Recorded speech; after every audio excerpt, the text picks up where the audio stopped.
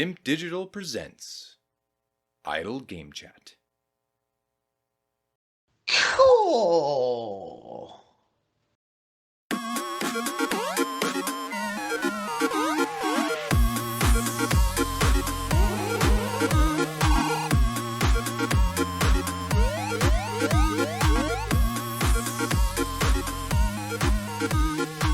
Hello, Apps here from Dimp Digital. Welcome to Idle Game Chat bonus stage. This is our occasional bonus show where we produce our infamous SpoilerCast and other discussions not fit for the main show.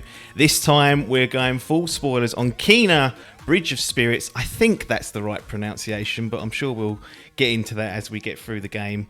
And we've got a very, very special guest joining us this week for this. I'm joined all the way from the US of A by our favourite Pixel Pints co-host and former producer at Sifted Media.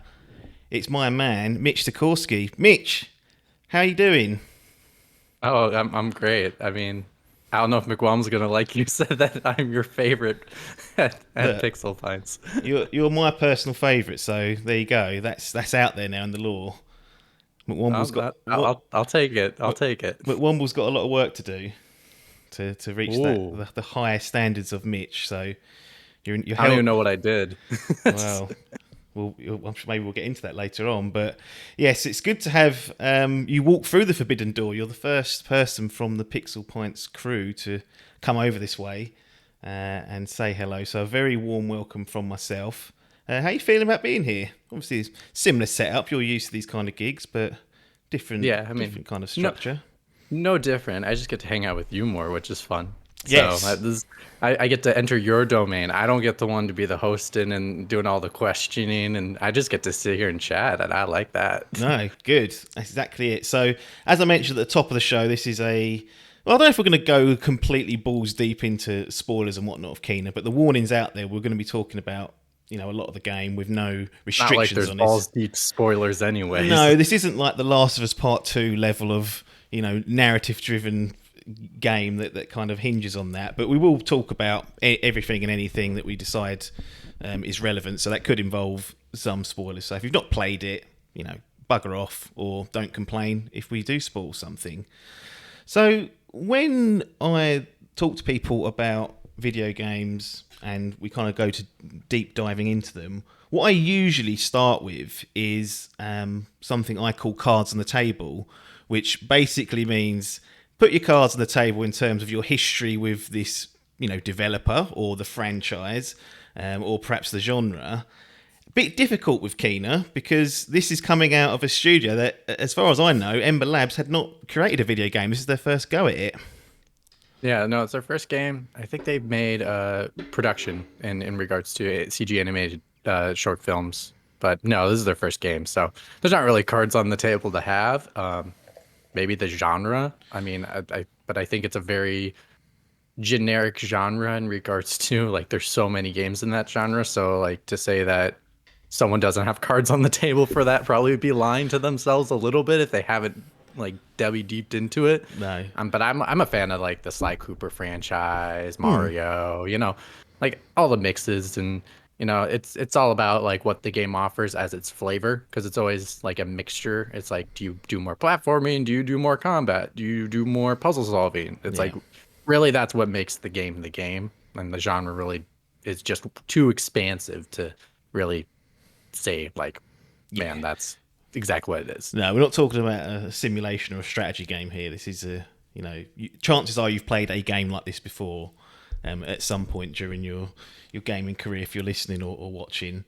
So what did you play it on, actually? Because it is PlayStation and PC. I played it on the PS5, but was you on the PS4 or did you play it on the PC? No, I played it on my PC, but Nice. also my roommate has a PS5, and so I got to see some of him playing it on the PS5. So I kind of got a little bit of a comparison, which PC version is pretty close to the quality you're getting out of the PS5.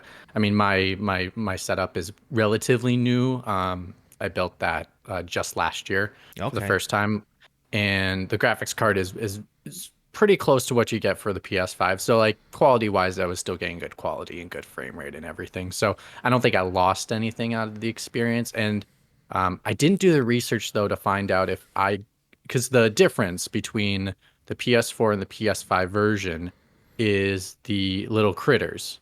I forgot what they're Ah, called. a rot. The rot, that's what it is. So that more rot appear on screen and follow you Right. around on the Okay. PS5 version than the PS4 because the SSD can load more in and be able to run them at the same time. I think they were the same when I was looking at it on my PS on the PlayStation 5 my roommate was playing and my PC.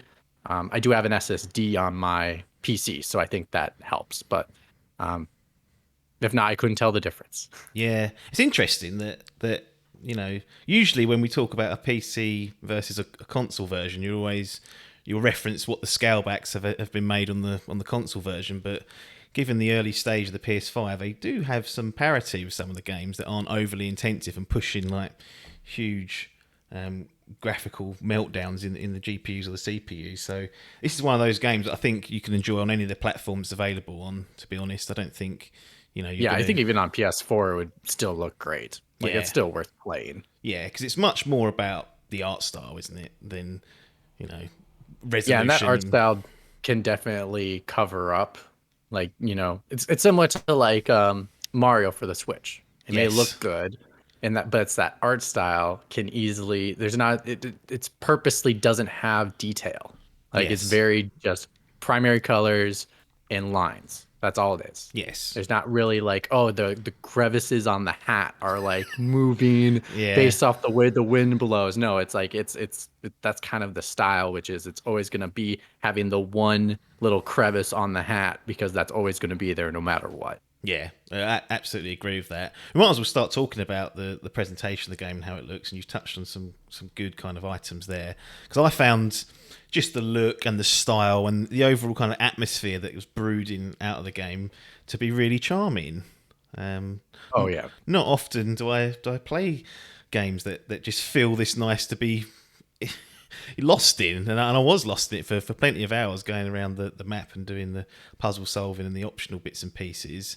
I know it's a bit of a lazy comparison, but it was a bit of a throwback to an old school Zelda before they kind of went open world with Breath of the Wild. Everything had this lovely charm to it, and the music as well. I think is a key component of that, and art style, which you touched on, was great as well.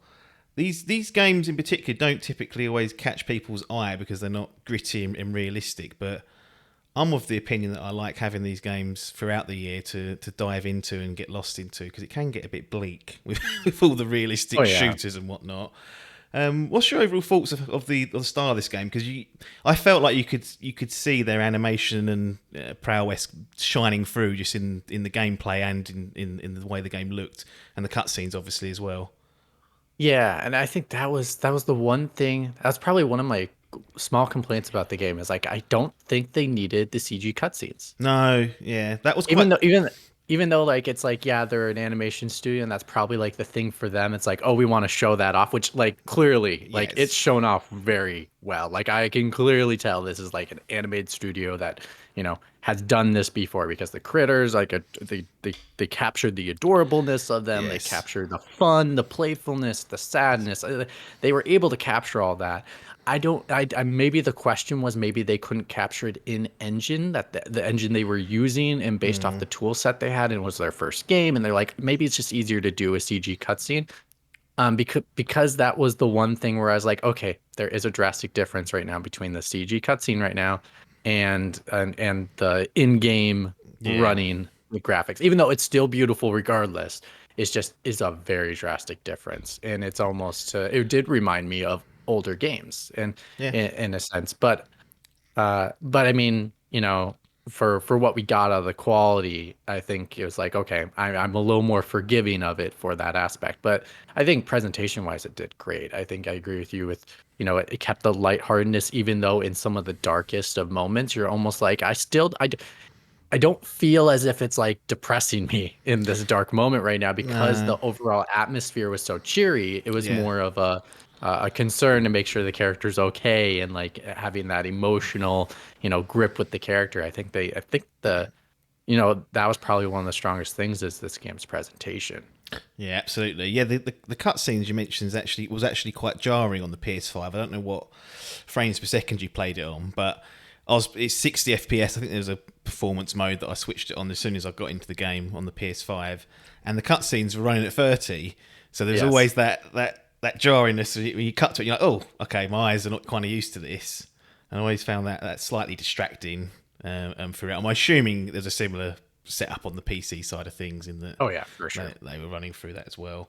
But you're right. The story itself. If you wrote it down, you think that's actually quite depressing. There's these people that have died and they're stuck, or not happy about passing over until whatever the other world is, and Keener as a spirit guide is there to usher them along and finish some unresolved business. But there's some deep stories in there, and some when the main thing is when you find out what happened to the characters, how they met their demise. Some of the relationships they had, they're not very cheery, and it's kind of at odds with the with the look, the feel. I was not always prepared for that, but I felt like it meshed quite well.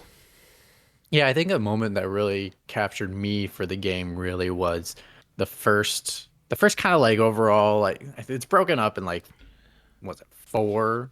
Yeah. 4 parts, basically 4 different like missions you're doing, or sorry, 4.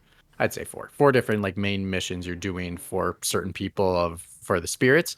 And I think the first one really did a good job without like being all gamey and being like, let me tell you about this, and like, oh, you completed the mission, and like, oh, like trying to like over explain to the player. I think it showed off their work they've done before too in this aspect, is when you find out the kids are dead. Yes, yeah. And I think that was so, I like, because at first I was like confused when they said we can't go with you. And like at the first time, I think that's the perfect mission to be the first mission. Yes. I think if they did that later, I would have been like, oh, the kids are dead. So it's like, absolutely. It would have made died. But I love that for a moment it captured me to go, what do you mean you can't come with me? You're right here. Like you're right here with it. And then they go walk to their brother, and then it's like, oh, they're all gone. Yeah, they're dead. They're all gone. Like I was thinking, oh, maybe there's some survivors, and you kind of have that hope and like that. And then I think that's really, really clever that I don't think games do enough of, to be honest. No, especially when they're doing story-driven games.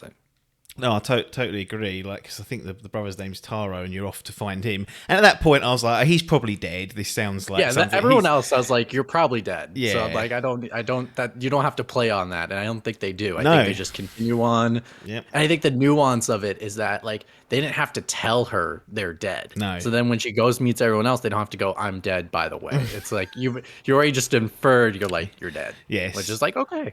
Yeah. Okay.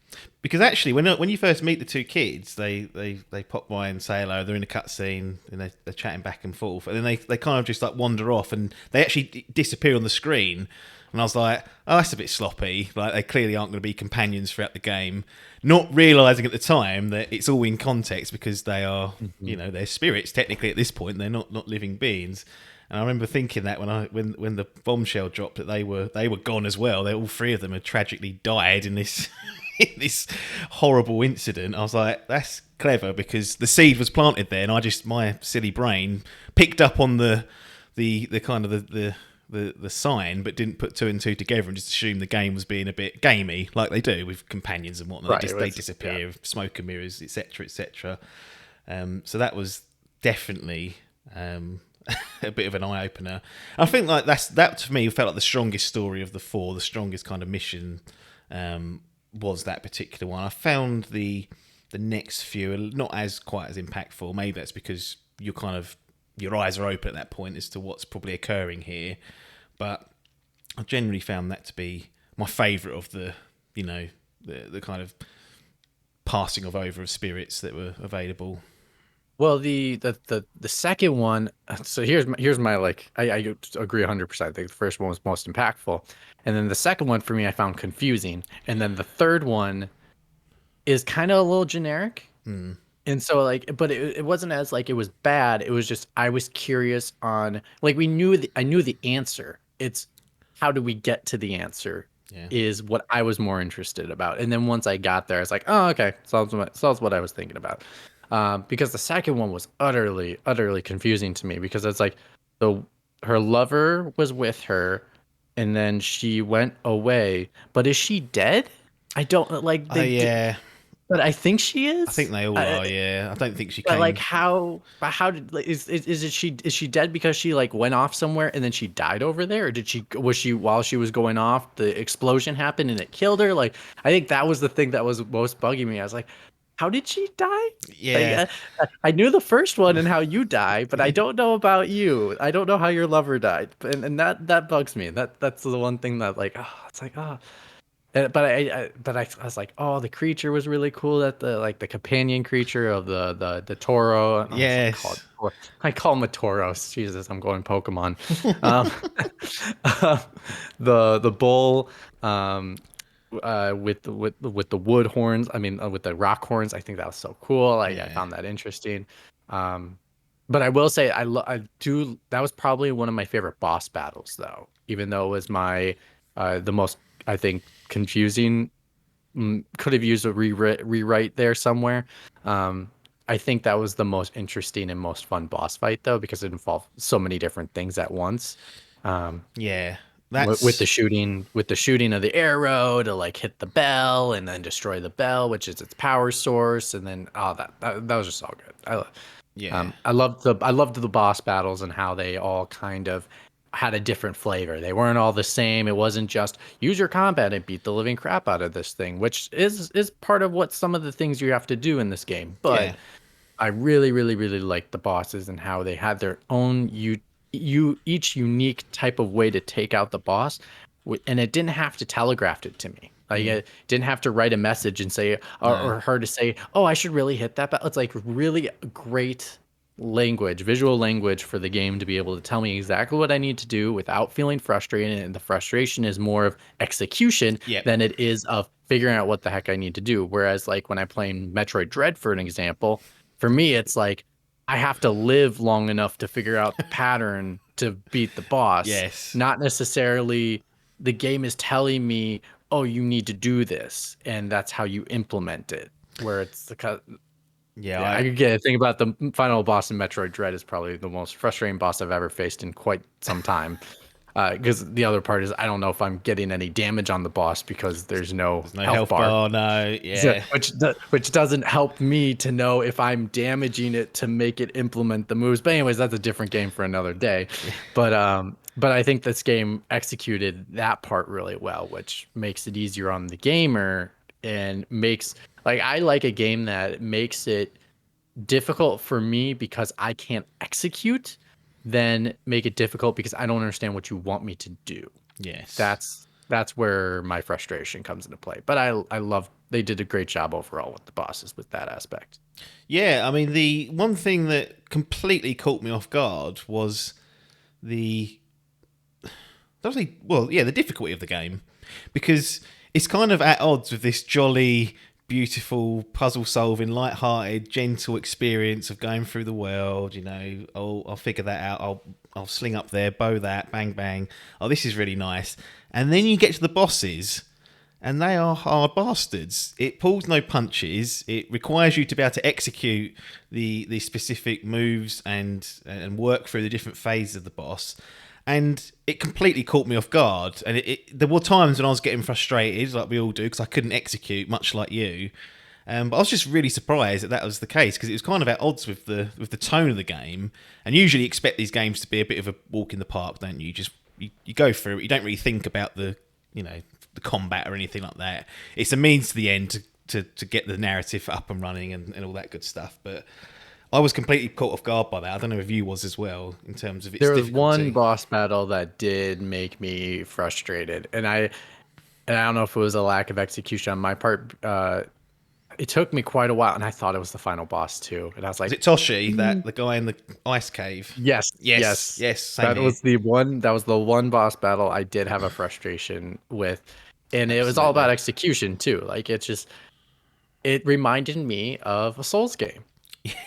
Where it's like it's the aspect of where you as the player I got too aggressive sometimes where I'm like, oh, Yeah. I'm windowing them. I'm gonna get that extra hit in, and it's Yeah. like, no, that's not how it works. You No. need to be very patient. Yes. Excuse me, and the process of it too is like his health's not going down a lot. Like so it's you got to be patient with everything, and just make sure you like know exactly how to tackle each of his counter moves, because they're all unique and different. And I think they still telegraphed really well how to do it. It's just sometimes you're in the wrong position to like shoot it, and so you can't get it, or you miss, and then he executes his move, and it Yeah. becomes difficult. So I think, yeah, I agree wholeheartedly, especially near the end. It was once I hit that boss battle, and then it was the final boss, which I think was easier than that one. I agree. Yeah, absolutely. Overall, the ice cave one is the hardest one of them So, all. yeah.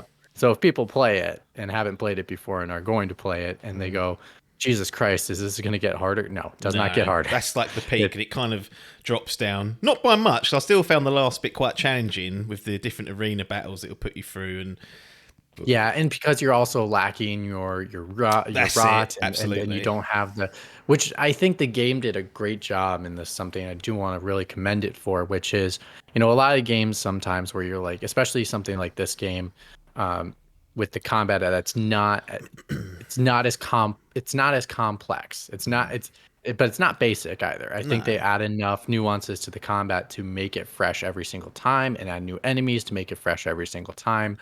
Um, but what it does is, because of how the difficulty was earlier in the game, I could just basically button mash my way Yeah. through. Yeah. And what ended up happening was I went to it. I found a challenge area where they're like, kill this many enemies in like this amount of time. Yeah. Yeah. And I couldn't beat it. And I was like, No. why can't I beat this? And so I ended up, I like looked in the menus. I was like, am I not using any like special moves that I have? And here I have a list of all these special moves I've never used. And all of a sudden I started to use them, and then I completed the task. And then I used the special moves throughout the rest of the game, which helped Yeah. dramatically. Yeah. And I think that's such a good way of a game to go.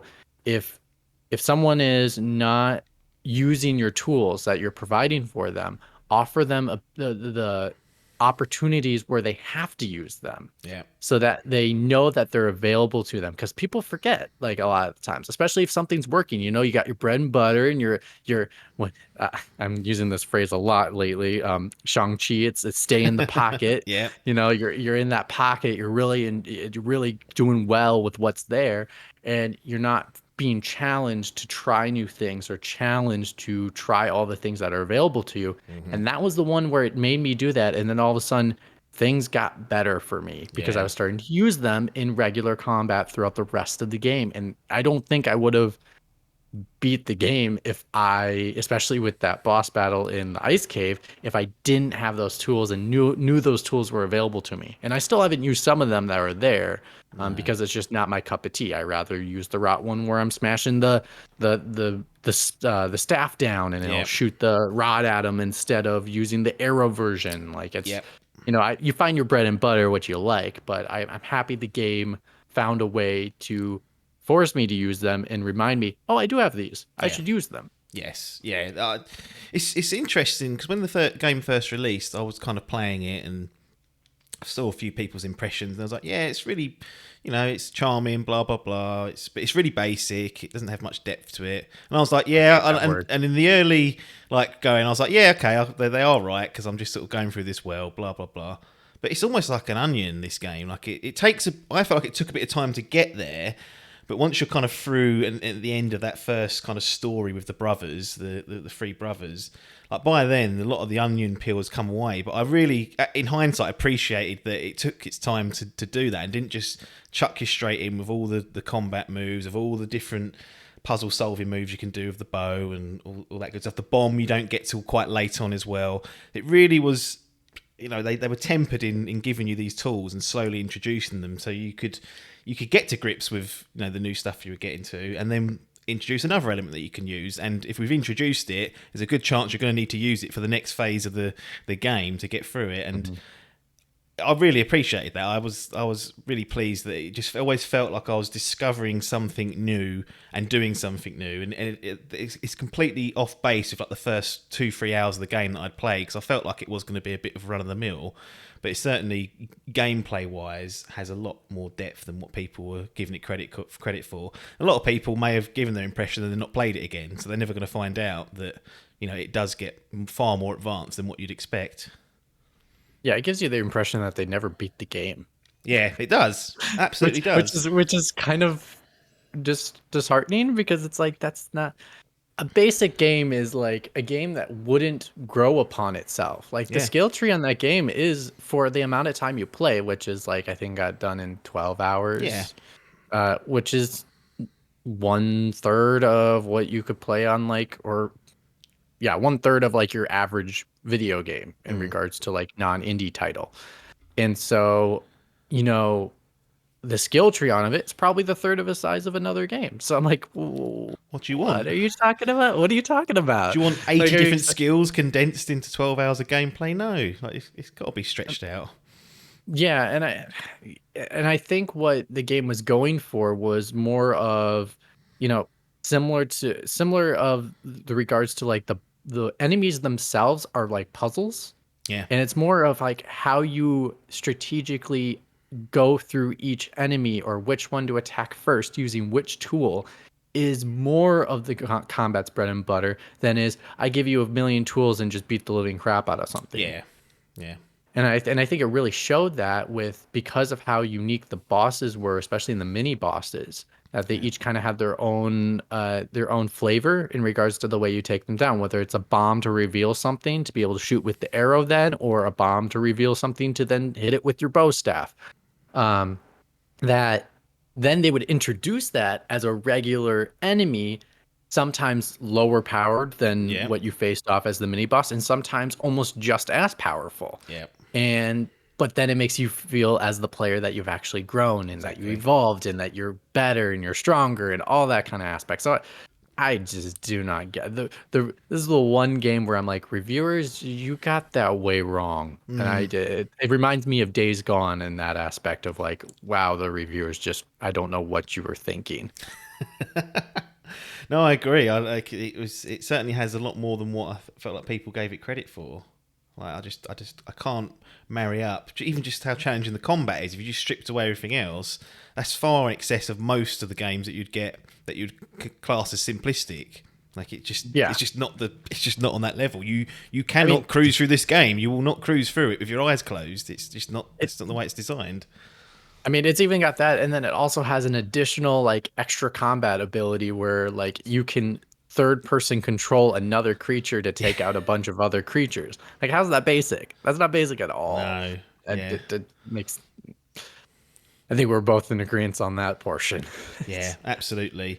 I felt like the only criticism I might have in terms of the combat side of things, and this came to light in a few of the bosses, but we talk about Toshi and the ice cave, it came to a head there, is that sometimes I felt like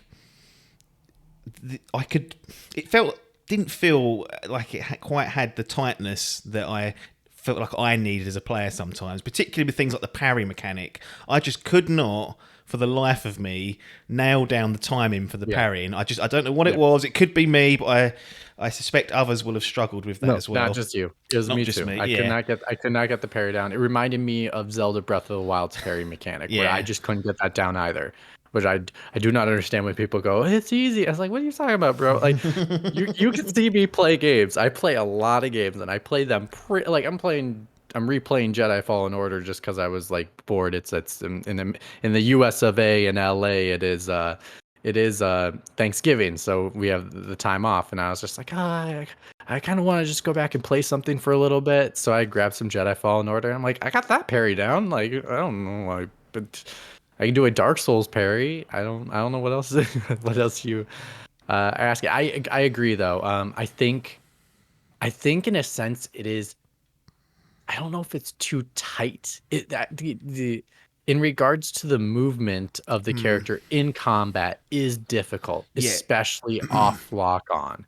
But even on lock on, it is still a little It's just missing maybe a little more work, just a little bit. Like it's not just you're just not there yet. You're almost there. Yeah.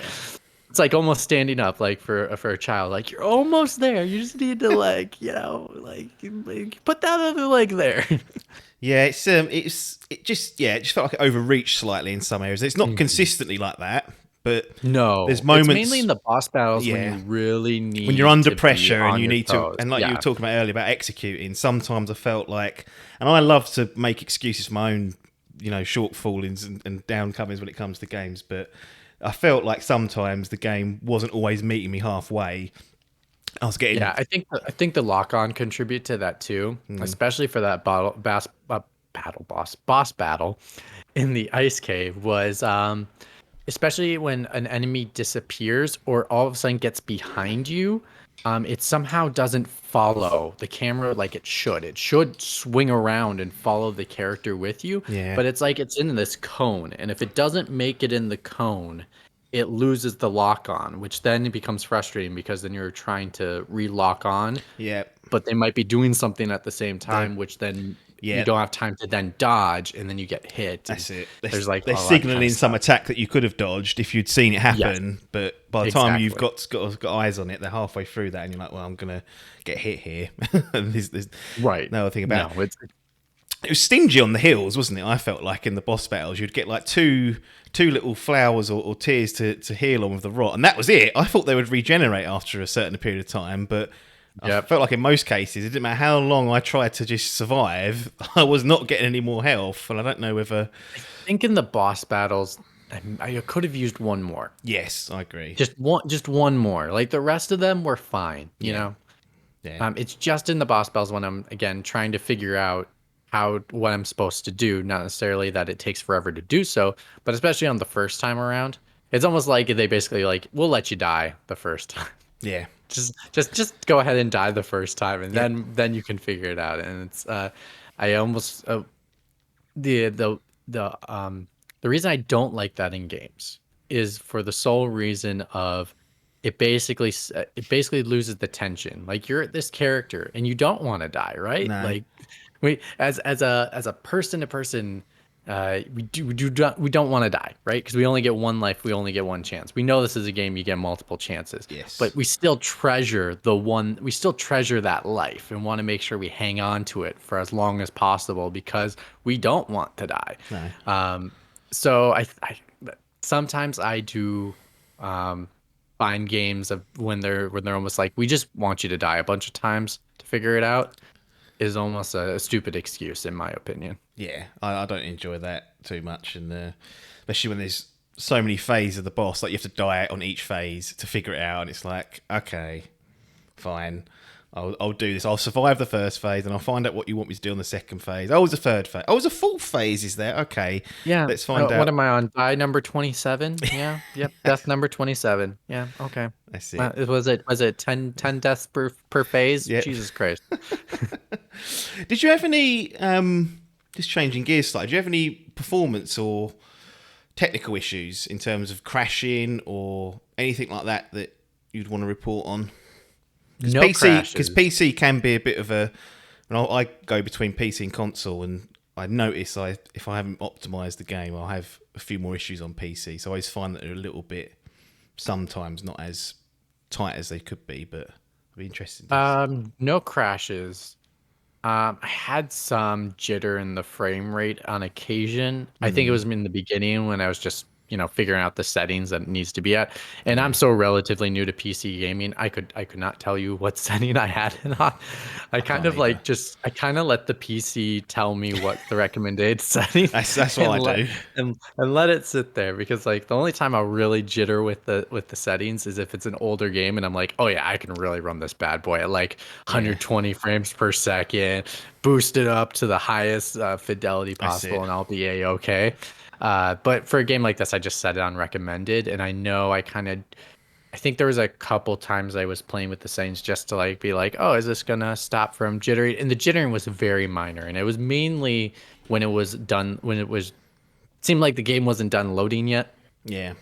And so it's like hold up, we're not done loading yet. Even though we popped you on the main screen, you can start walking. It's like reminds me of I'm literally playing Jedi Fallen Order. It reminds me of that. Like Yeah. right when you get out of one of the elevator loading screens. It's not an elevator, it's a loading screen. Let's be honest. There's so many loading screens in this game that are not loading screens that like as soon as I walked, it all of a sudden pauses. Yeah, It's like, stutters we're and not goes, done. "Sorry." We're not done loading yet. Sorry. And I'm like, what? Give me a longer elevator ride then.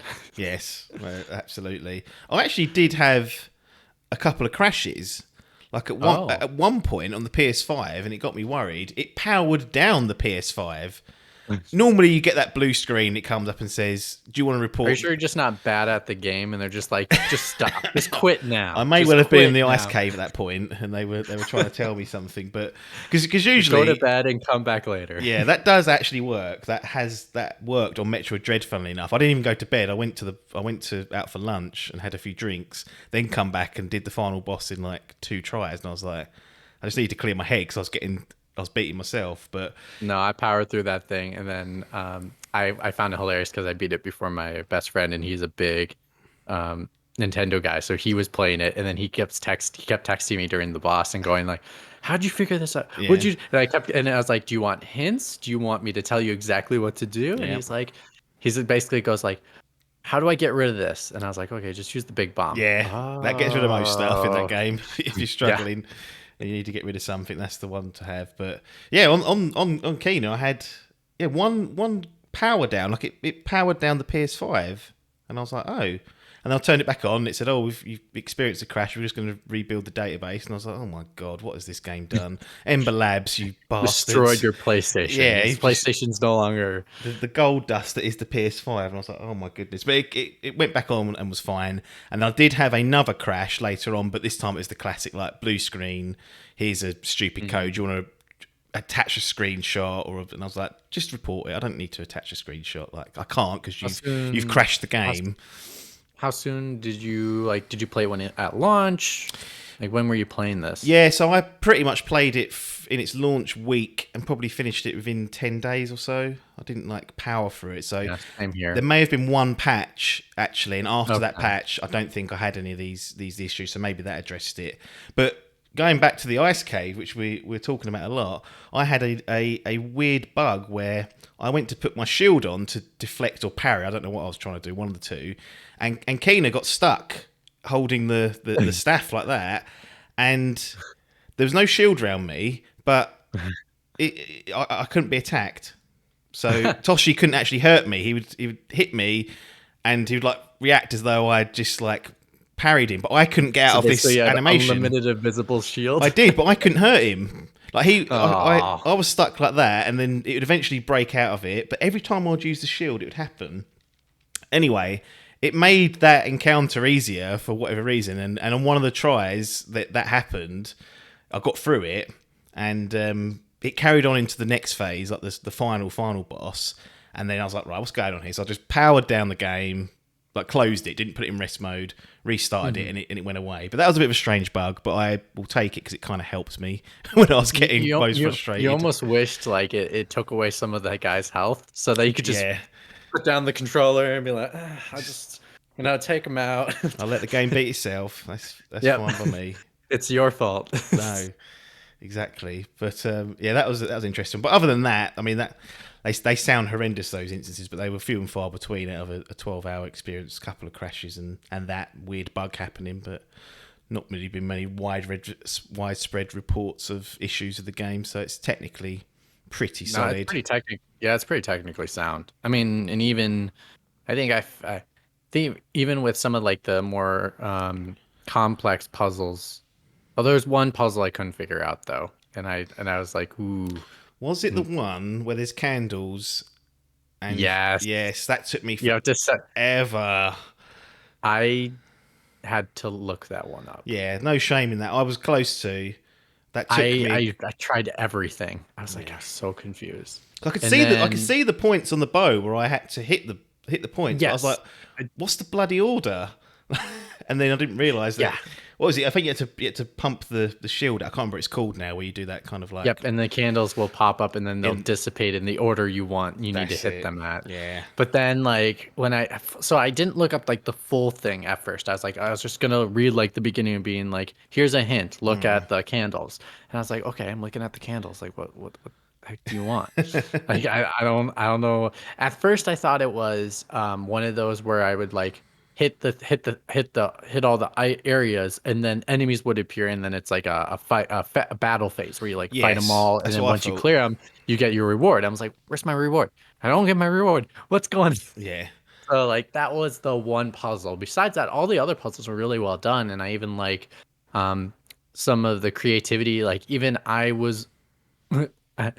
outsmarted the game to be able to like complete a puzzle, and I thought that was fun because it's like I don't want it to punish me for not doing what it wanted me to do. Like if it gives me the tool set to do this, I should be able to do it, right? Yeah. So I think I did it the wrong way. I like went in the opposite order of trying to complete it, but I was like, oh, it worked. Okay. Yeah.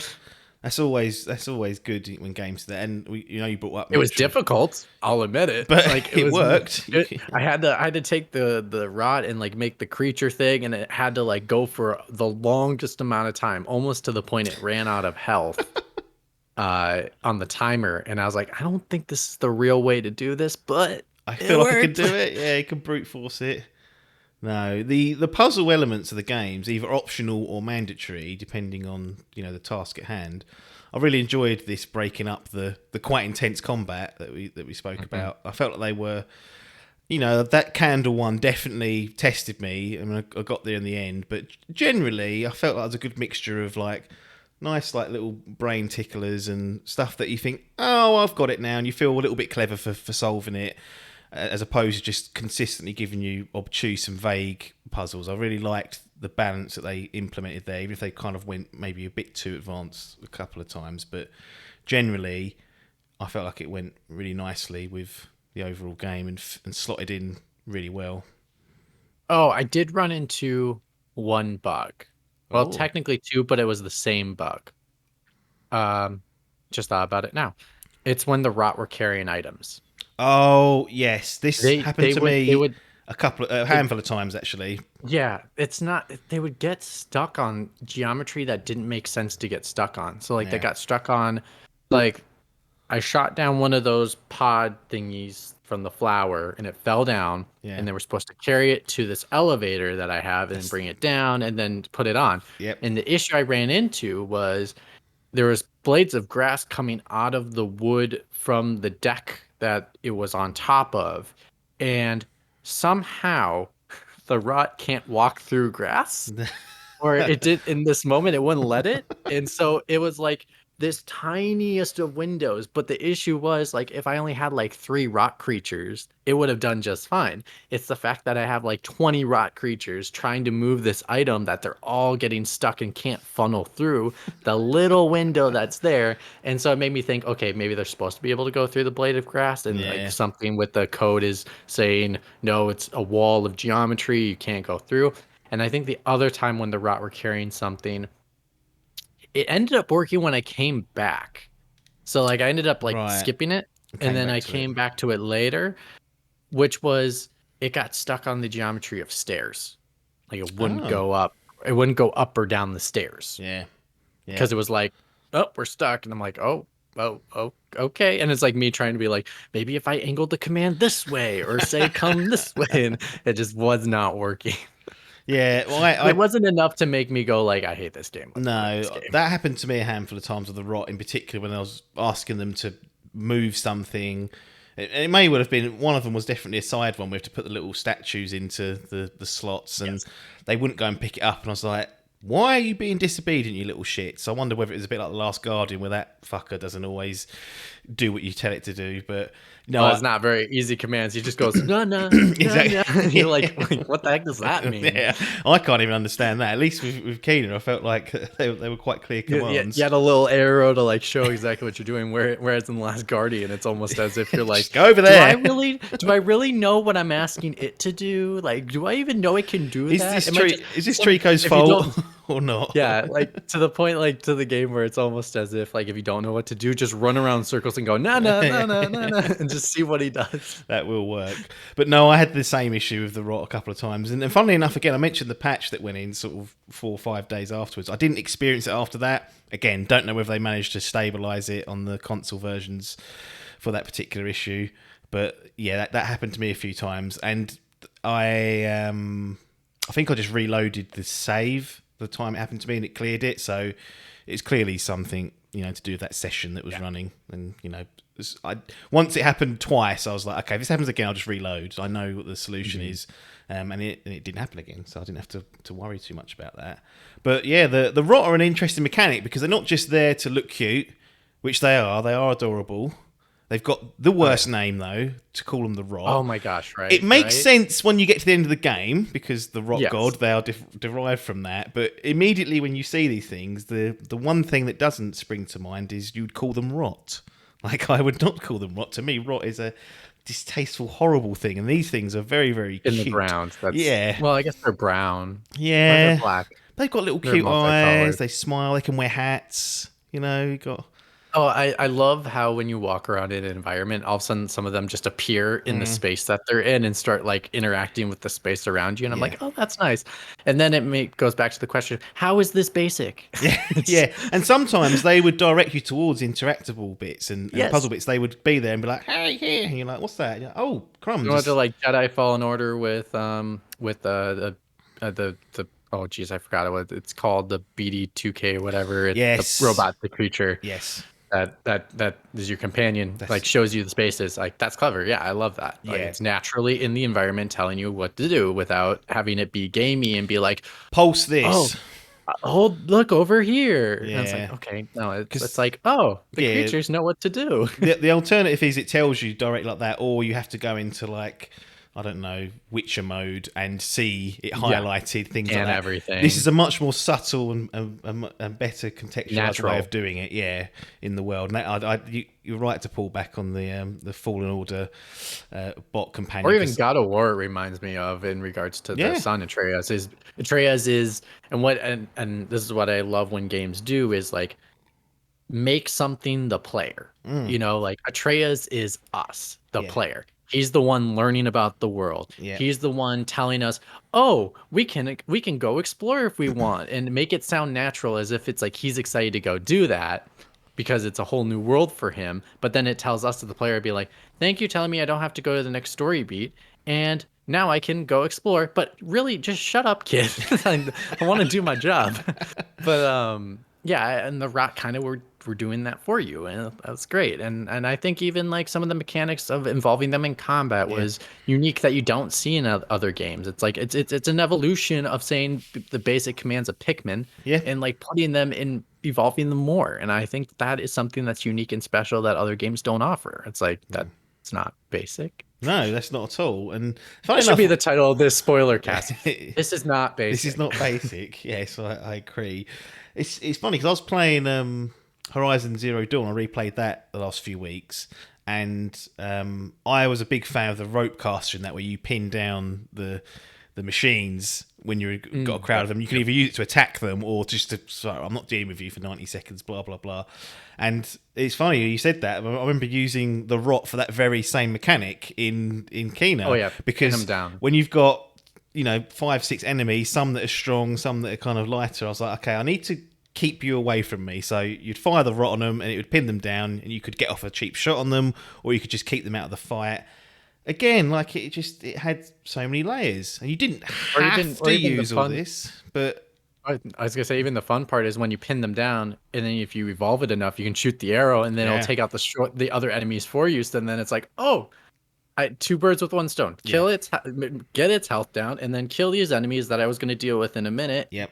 And it's more effective. Like it's great. I definitely love the crossover between the Rot being useful in all the puzzles, well, not all the puzzle solving, but some of the puzzles that are involved in the game, and them having a combat use, because usually it's one or the other. Like it's like, oh, this is a puzzle item. These are items that these Rot, they're only going to help you carry things. But no, these guys were useful in the combat arena as well, which was very useful considering how many tools you had to utilize to get through some of it.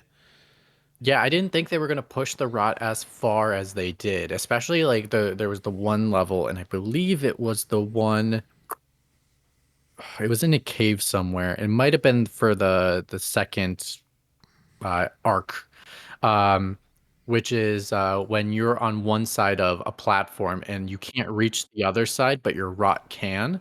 And then you transform them into the creature, and you have to kill the enemies to cross the path to open, to be able to open a door for you, so you can cross over to that other side. So like Yeah.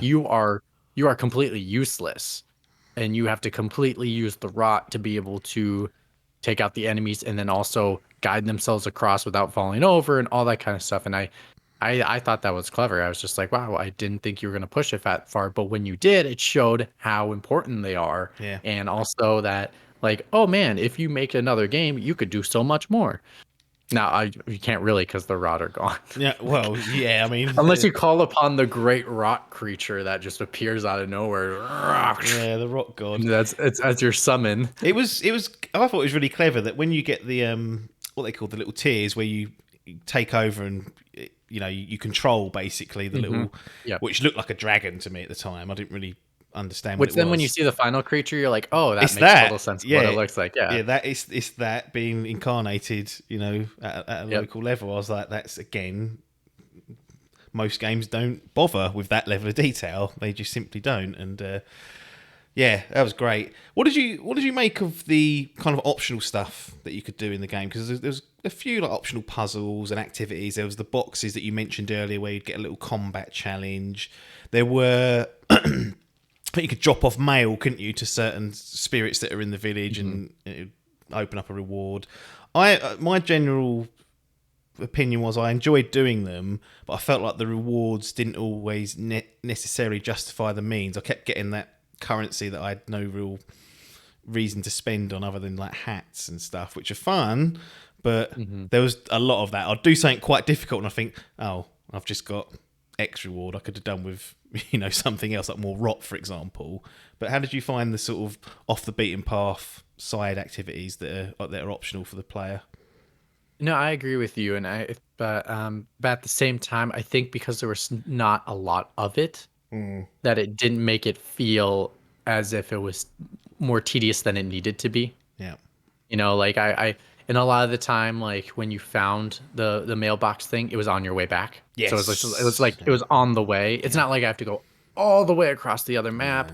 Also, they had really convenient waypoint spots to be able to teleport between. So if you did find one that was like way back there, it's like right next to the spot. Yeah. So it's not like this tedious thing that I like.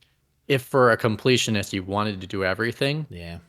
it wasn't going to be a pulling teeth type one. It would be like a casual, like, okay, it's cool to like kind of. It's also nice at the same time to kind of see the environment completely change. Yeah. So like by getting rid of all this, you can see how more beautiful the world was, how much more village, beautiful yeah. this place.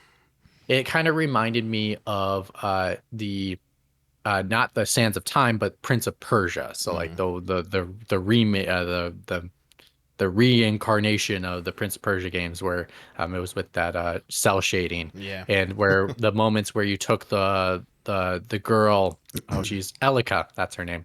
You took Elika and you had her like transform the space. That's what it reminded me of, and I think in the same way that like when you would go through the world and you'd be like, oh, I transformed it and it's beautiful again. Like as I ran by the spaces, I'd be like, oh, that's a really nice house. Like it's all really nice again. Like it almost fed into the story in a sense where it's not as much of the reward of the the money, the currency. It's Sure. more the reward of being like, I'm healing this area, I'm Yeah. healing this environment, I'm healing these people, and it kind of just fed into that narrative. And because it wasn't a lot of it, I didn't feel like it was tedious to the point where I would have been like, oh, I don't need to do this.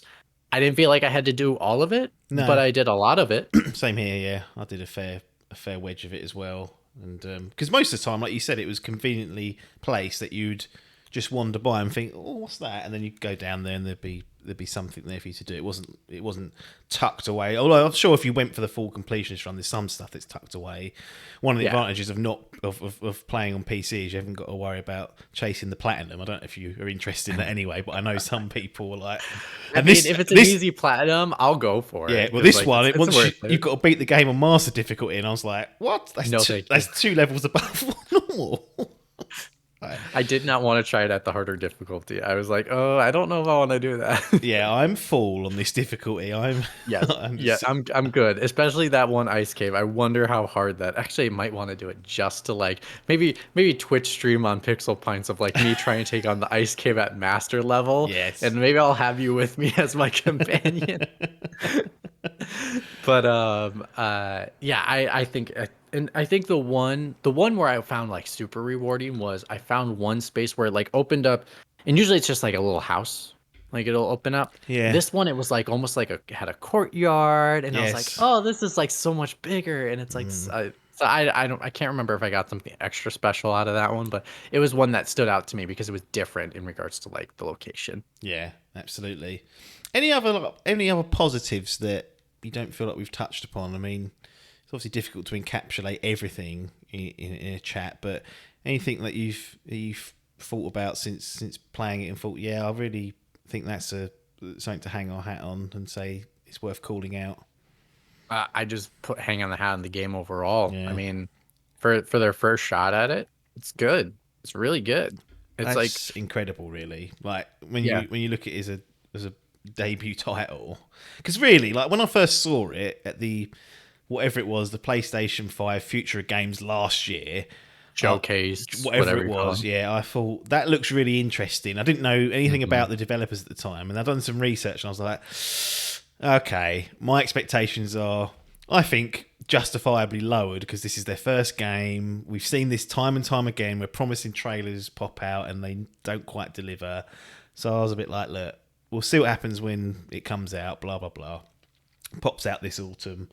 And I'm so glad I jumped on it and went for it because it really did surprise me in so many ways that I wasn't expecting. And Ember Labs, for their first game, it's incredible, really, when you think about they've never done a video game before. To be this competent at it at a first go is quite telling, I think. Oh yeah, it reminded me in the same way of the first Uncharted game, or like Days Gone, where it's like your first project. It's not perfect.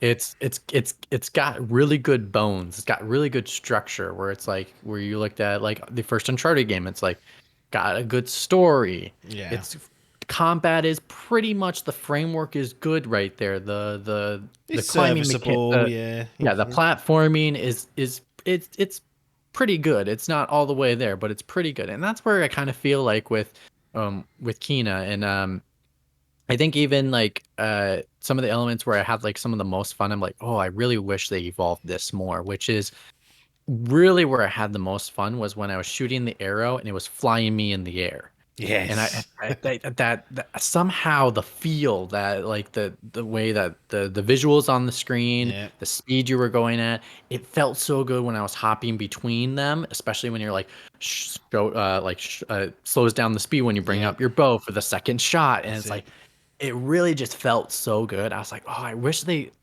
built on that more. Like that's one element of like in the next game, build on that. I really want to see more of that. And so I think they got the great bones there for me, and I was like, yeah, and now seeing Game Awards and seeing them nominated for what they're nominated for is like, yeah, would I not nominate for Game of the Year? Probably not. But would I nominate for Best Indie Game and Best Debut Title? Absolutely. It's probably my winner in that book, my personal winner. So like it's done a good job for what they're working with. Like I'm truly impressed, and like. And for the price you pay for the title too, it is one that it's a must buy. Yeah, it's just a must buy. That's a good point. Actually, is that it is a I wouldn't say budget title. I mean, it was £32 over here. I don't know what it was over your side. $40, $35, $40, $40. Yeah, and normally it's $60, so it's like a 20 off that.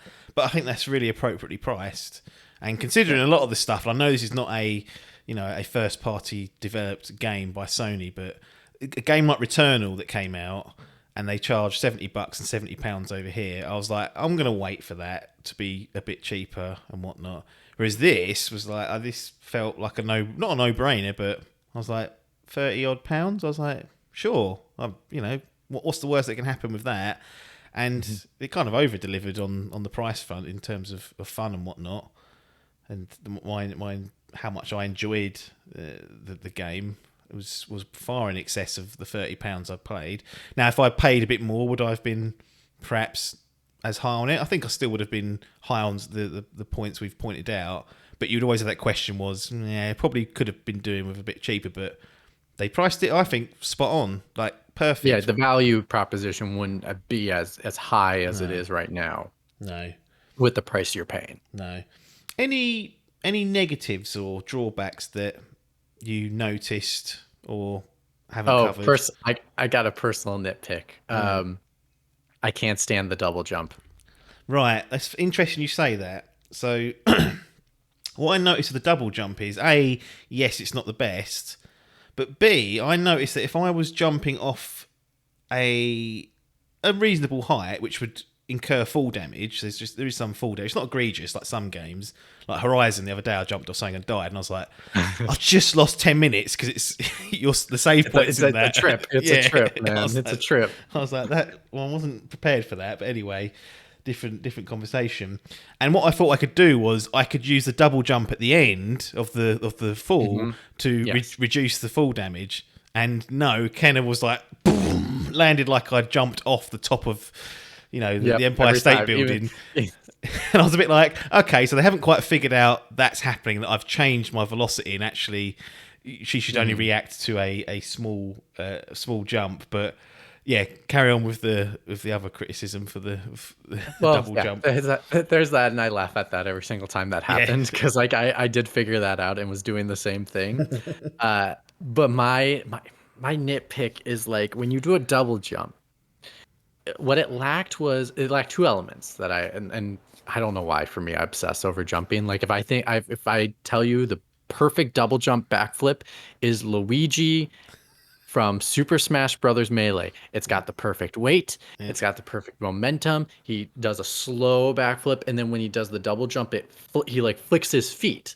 So then he gets that momentum and that spin, and then it gives it the magic hop that you're looking for, right? But it still feels natural because of the momentum, the weight, the speed. And I think even Jedi Fallen Order has it's a little closer with the double jump. Personally, I like front flips. So like I wish she did a front flip, but it's because it's so stagnant with its second jump. Yeah. And I can see why it is stagnant, because it's like a magic spell where it just like magically jumps the extra spins momentum. Round, doesn't she? The animation just goes whoop.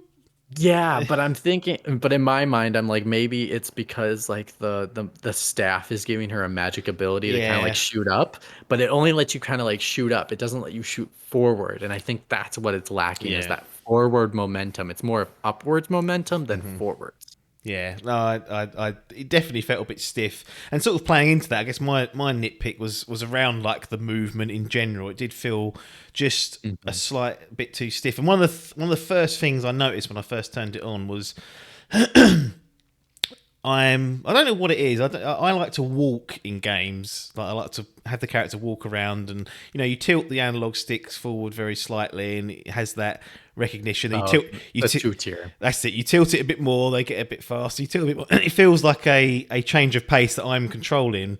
Whereas on here, it was like once I got over halfway through pushing it, she would start jogging, and I was like, oh, hang on, I can't slowly make her sort of walk at the pace I want to, and it would just chop off and make her jog. So at that point, interesting.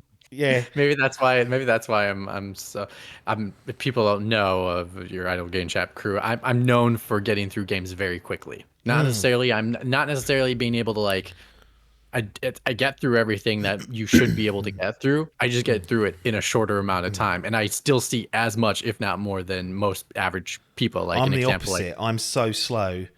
Like the replay of Horizon I did, I think it's 70 hours. Like that's excessive, isn't it? Absolutely. Like I think I got through The Last of Us Part 2 in like what, I think I did it in 17 hours, and I think the I was average is like 25 I to was 30, and I'm like, 25. Yeah, I was yeah, and 25. here, and it's because I don't walk. Like I like, unless unless I really want to walk, most of Yeah, the time I'm just like, let me run. I'm yeah. running. And so like I almost thought there was no, I thought there was no run button. So I saw at first, but then I realized there was one, and I think it was because the beginning of the game doesn't give it to you until Mm, you hit credits when you get to the village. that's it. Yeah. Then they give you the run button. At first I thought there was no run, and I was like, oh, this is so frustrating. It's taking me forever to run between these two locations. I'm really so yeah, no, and I can understand that as a person that likes to walk. Yes. I could see that being an issue for you a Yeah, and little again, bit. it's a massive nitpick, but it was so strange. It was one of the first things I noticed, and I was like, "Oh, I can't do my little walking thing I like to do and just sort of stroll around." And yet they have that awkward animation usually where they look like they've had a crap in their pants and they're, Hmm. they're half jogging and walking. And I was like, it doesn't have that. It just goes from pretty much a walk to a jog. But I again, think overall, just the movement's not as great as it no, could be. yeah, Because like another example would be, and I agree with you, and I would say also that if you're not in lock on, the combat it isn't as good. yeah, Like even like so an example like Final Fantasy VII Remake. hmm The combat actually is better when you change it, and you change it to be able to, instead of it one either having the lock on, or two, not being able to switch enemies between different enemies that where it naturally locks onto the enemy. Um, Having that free flow actually hinders the combat. So you actually have to go into the settings and change it. So if anybody's having issues with the combat of Final Fantasy VII Remake, I implore you to go into the settings and change, to be able to do more free flow with your combat, and I think you'll okay, enjoy it that much more. I think Kino was lacking that, um, especially because they had so many enemies and it's focused so hard on the lock on that I think if it had a self lock on mechanic where if you're not in like a pure lock on for one specific enemy, or if you choose to lock on and then you switch between enemies, it's a little more free flowing. Besides, I can't hit this enemy, I can't move on to this one as quickly because like I'm hitting this one and one's coming next to me. I just want to be able to give it one bash so it doesn't do its does its attack mechanic, and then I can go back to like finishing off this one. yeah. I definitely missed a few of my rot moves where I wasn't locked on, and I just whiffed past them, and I Yes. was like, Oh, and that was a oh, that waste because you have to. breaks your heart. Yeah, you have to build that up as well. It's like a mechanic in battle that you build up. I think it's a confidence meter or something like that. I can't remember Yeah, they exactly how call they just. yeah, they're little chickens, and they're basically like, Yeah, if you beat it up enough, we'll help it will you. help you out. Yeah, if you don't, then you can't use them. So I definitely whiffed a few of those. But I think in general though, they are small issues and overall a great package.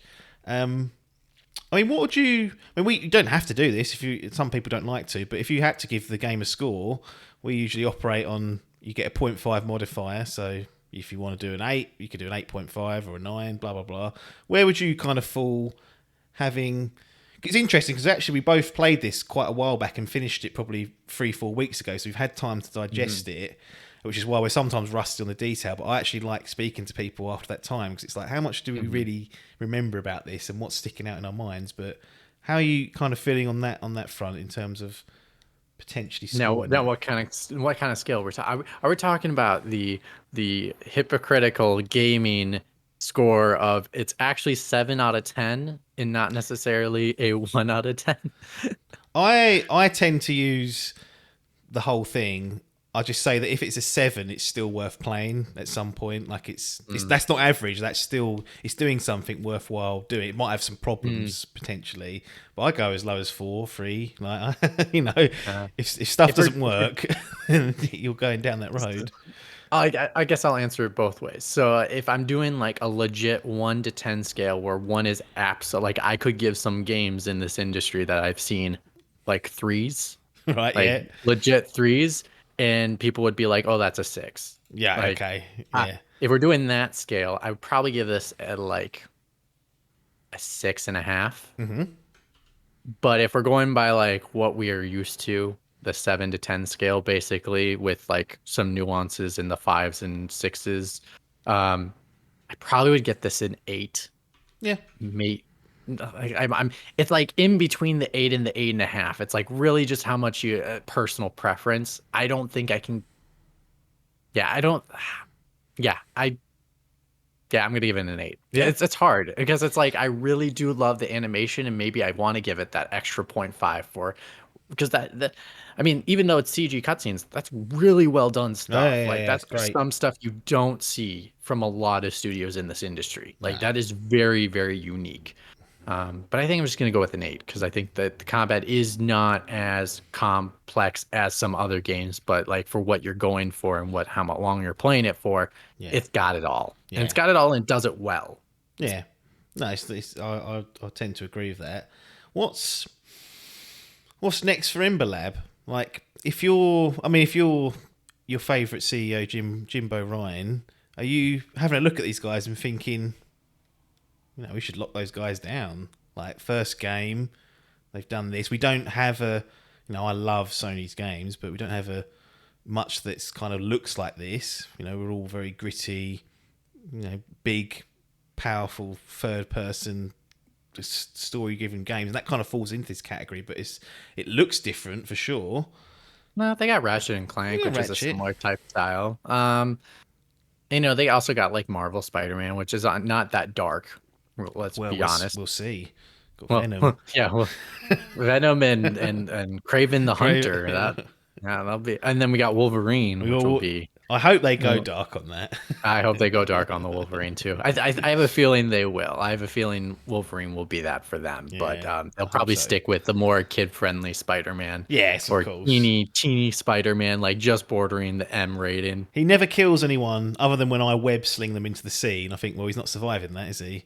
That guy's drowning when I chuck him into the sea. Nah, it's okay. He's okay. Do you think the web floats him? Is that what you're saying? It keeps him above Yeah, water. exactly. Yeah, Okay. yeah. It's a floating mechanic. Or it's either that or it dissolves in the water instantly. Okay. So then But what if they're I've knocked, free I've to be knocked able them to out. swim. I've knocked them out. They that's it. But water wakes them up, right? Yes.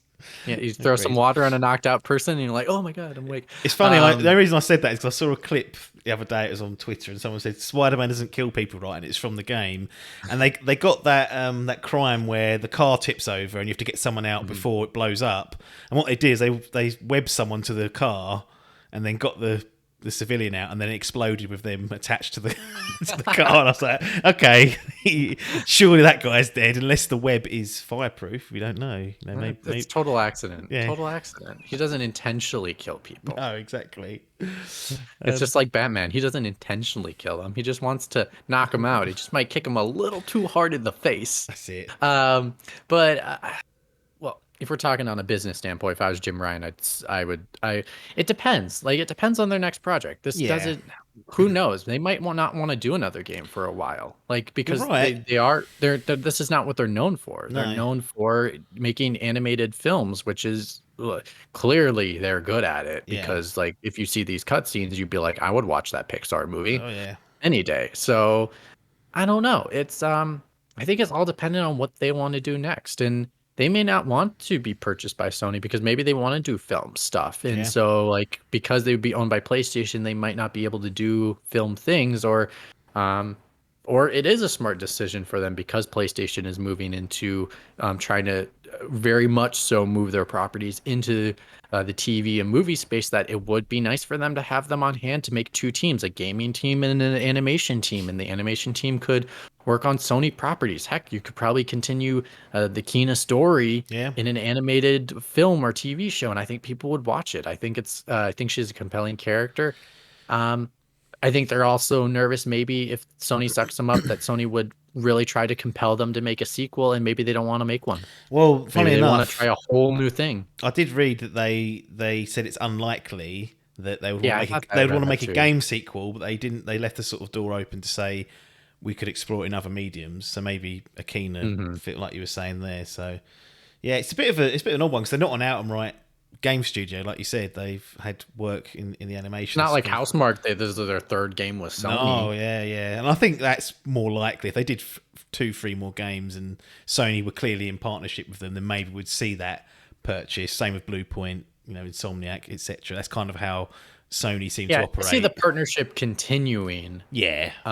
Unless they're like, unless the next project sounds very, very bad and they're just deciding like we do not want to be affiliated with it. I mean, you never know. Like, there's been studios that made some good stuff, and then their second project, I'm like, maybe you should make that, and then they're like, we'll still make it, and then it does bad. So, the what's the word? The success can feed into the drama within a person and be able to be like, oh man, I know better than all y'all. Yeah.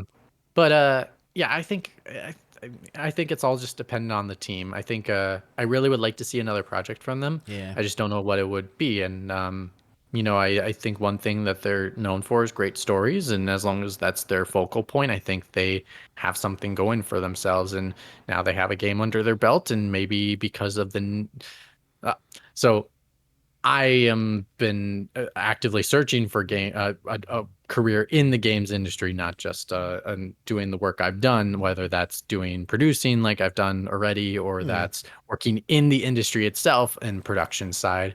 So I've been keeping an eye on Ember Labs and seeing like, are they hiring? Like what's their thing? And they're really not hiring at the moment. So like, I'm curious if they're just going to stick with this small group and figure out what they're going to do next. Like, it'll be interesting. Yeah, for sure. And but I guess the kind of takeaway is the next time Ember Labs announce, doesn't even have to be gaming. If they do another film or I'm going to be looking to watch it or interact. If it's a game, I'm going to have eyes on it. They've done themselves. Let's just say I'm keeping my eyes on this studio regardless of what they're doing. Exactly, yeah. And I think that speaks volumes really for what they've done with their first gaming project, because I never would have heard of these guys had they not dived into the gaming space. So it's they're now, I will be keeping an eye on them and checking up for them, and I'm sure the media will as well. It'll be like, oh, Ember Labs are doing a TV show. They made Kena, and it will just that'll start to help them. So. But yeah, and a lot of the times, like in this specific industry, and I only know I know a lot of info about different industries, especially in movies, television shows, and games, is because I have a lot of connections here in LA. Since I've moved out here, like my roommates, one of them works for a CG studio that they put CG on your television shows and on your movies and stuff like that. And I have one that is in school for animation and has connections with one of their teachers is now head of Marvel Animation now ever to help fix the disaster is the What If series. That's why they're doing the sequel, because they brought in a new director to fix that in regards to head of all animation at Marvel. So like I have some connections out here, and for that instance, it's a lot of the times these types of studios like Ember Labs, you don't know what they're doing because just like we never probably have heard of their projects because they're hidden in the crawl of the credits that you don't see. Sure. It's not until a game like this to get them exposed and to create that exposure, because to be honest, they probably have done animation for a lot of things that you didn't know. Like just like my roommate right now is doing a lot of special effects for a lot of stuff that we can't talk about. Yeah. but you probably will or have seen, and it's interesting. Yeah, agreed. Final question: if you would you rather have a soft play toy of a Pikmin or a Rot? Put it on your bedside. You come, Well, it's a Rot. Rot. Pikmin don't got the googly eyes, man. They don't. It's the googly eyes. The eyes. It's the eyes. The eyes is the passage to the soul, or whatever the saying is. But like these things, I think that's what makes the Rot so compelling is that facial animation. It's the eyes, and that's what does it. Yeah, I agree. It's the Rot all day long. As long as I can customize my color, I don't want the brown version. No, yeah, they should, and select the hat as well. I think that's yeah. Oh, that would be fun to like attachable hats by Velcro. You can just like Velcro a hat on. That'd be good. That's for sure. I actually, considering how long it takes me to play through games, this is the reason why. I don't know if you ever bothered to sit down and interact with the rot. Like you could kiss them or like talk to them and stuff like that. I Yep. spent about half an hour doing that at one point. I was just going through all the different interactable things you could do. It could be super insensitive, but I think at the same time, I think it would be super compelling is if like the hats you give them, they would like do the personality of that hat. So like if you gave like the Rot the cowboy hat, Yeah. it'd like come up, walk up, and then do like a gun draw like Yeah. for fun. Or like if you give one like a mariachi hat, they're like doing like that would be so fun to like That would be. You and could like imprint their personality slightly. maybe that's what their plan was and they just ran out of time. I feel like I guess contrivance of the game we didn't talk about was the hats. Like the hats felt useless. Yeah. I think there was there must have been something more to the hats and they just could not get it done in time. Yeah. Because I do all that work for all those hats. I feel as if that was a waste. That was a waste of their time if there wasn't something more to it. Like maybe it gives them all like power ups. I don't know, or like the Rot maybe had a skill tree of its own where like it would boost its abilities based off how many hats each of the Rot are wearing. Like I think there maybe was something more built into it and just wasn't able to happen. So like we have all these hats, let's just put them in the game at least. Yeah. But that's just my thought. I don't know if you had a thought of like the hat really did mean something more, or this was the true intention of the hats. Not really. I mean, I see where you're going with that. That may well have been happening. I can totally see where if you were being really deliberate about it, you wouldn't have 1,000 hats. You'd probably have half a dozen, 2 dozen, maybe tops, and they would have some sort of boon that you would attach to the Rot and whatnot. But I felt like the Rot themselves would need to be a little bit more advanced in terms of what you can do with them for that to come to fruition. But the hats were for like in my mind, it's like a confidence increase booster. Yeah, maybe like, they get if an X percentage of your Rot are wearing hats, you get a like 10% boost on your confidence meter per hit or something. Yeah. That's something they could have explored for sure. But I like to just I like every Rot to have an individual hat, so I'd only put a hat on them. Yes, I did not want them to have the same hat. No, each of them needs their own personality. Exactly. No one is the same, except maybe you could put 2 hats on one and call them twins. Yeah, and be like, those are brothers. Those are brothers. They're the brother Rots. Excellent. Well, look, it's been great to talk to you about Kena Bridges Spirits. I thoroughly enjoyed my time with it, and I've thoroughly enjoyed my time speaking to you, Mitch. It's always good to catch up. Where can people find you or some of your activities that they might find in the public space, be it Pixel Pints or even other endeavours that we're not aware of? Yeah, so I'm on Twitter at Mitch Sikor, so MITCHSIKOR. You can find all of the links to all the stuff that current projects I work on. So I work on Pixel Pints. We're the only global gaming podcast that provides 2 great things, which is good beer and video games. So you can check us out every single weekend. We stream our episodes live on Twitch. If you follow the Pixel Pints Twitter handle, which is on my Twitter handle as well. So just go there and you'll find all the stuff. But we do it every single weekend. All our stuff is archived on YouTube, podcasting services, and we do some fun stuff. We play some games, not video games. We play like games about games. So actually, next week is the metaverse. Really, yes, we're a game within a game within a game, right?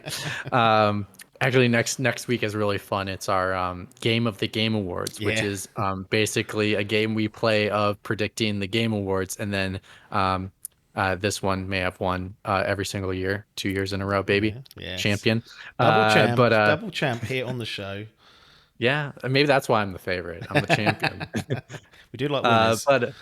That's true. Hey, but yeah, we're doing that next week, so that's gonna be a lot of fun. So if there's one episode to check out, that's the one. We do crazy times though, because we have some people from your side of the pond in the UK. We got someone from Japan. Yep. We have someone from Las Vegas. I'm here in LA.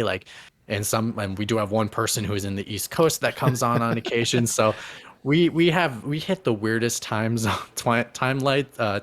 So if you just follow us on the Twitter, you'll know, and it's all archived. So yeah, that's a lot of fun. I'm doing that, but I'm also just trying to find the next path, like I've said before, and so hopefully.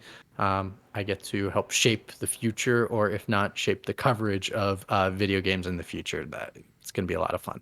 Absolutely. And look, we wish you the best of luck on that endeavour and pulling for you. So don't get too big league for us though. If you do make it, you know, we want you back at some point. So don't Oh, I don't think I'll go disappear. away. I just might have some NDAs that I just can't speak about. We'll have to get a little zip, you know. Yeah, animation to they'll put be over you. like, tell us about the next Obsidian game. I'd be like, and then maybe I'll have to like close my screen because they'll be like, blink twice if this is what's happening. And I was like, God damn it, I can't blink.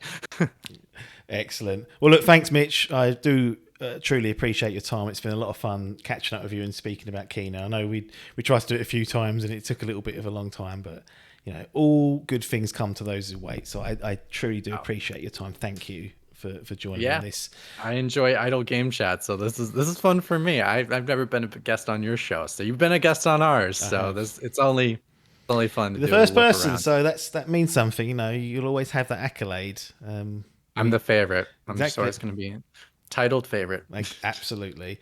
Guys, those of you that are listening or watching, you know where to find us. You know, Dimp Digital on all the socials, the YouTube, or if you just want the podcast, it's Idle Game Chat. Patreon is under Dimp Digital, as is the Twitch channel. But I will not bore you anymore. I'll let you guys get on with your week. Have a great week, everyone. Mitch, thank you once again. Nothing more for us to say here, though, other than thanks for your time and ta-da.